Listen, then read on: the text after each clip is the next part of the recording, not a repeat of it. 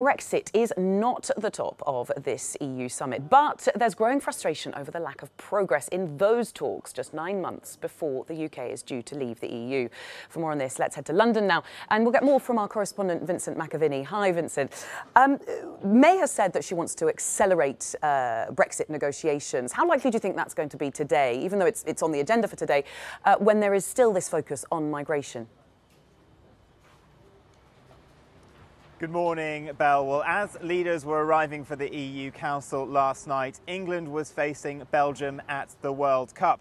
And the Belgian Prime Minister was making sure all of the other 27 EU leaders had Belgian supporter scarves. But when the Prime Minister arrived, he had something special for her. A Belgian shirt with the number 10 on the back, but also with the word Hazard emblazoned across it. Now, the Belgian captain is, of course, called Eden Hazard, but it was a pretty unsubtle message from the Belgian Prime Minister, who is a critic of Brexit.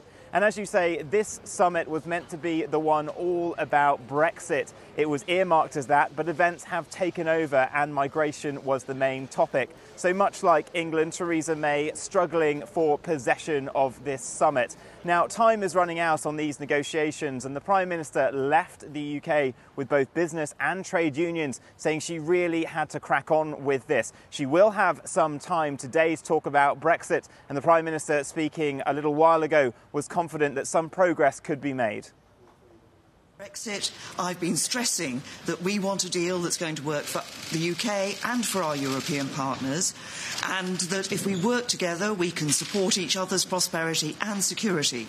Now, we're going to be publishing our white paper shortly, and I want to see the negotiations accelerating and intensifying thereafter.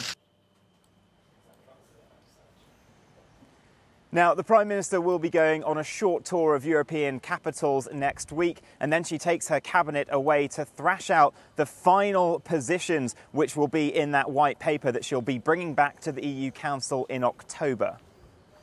And Vincent, the Irish border obviously remains still a major sticking point to any sort of deal or agreement. It seems from the Irish Prime Minister's latest statements that the positions are only entrenching themselves. Yeah, the Irish Prime Minister, Leo Varadkar, has been very firm in his dealings with Theresa May on the Irish border.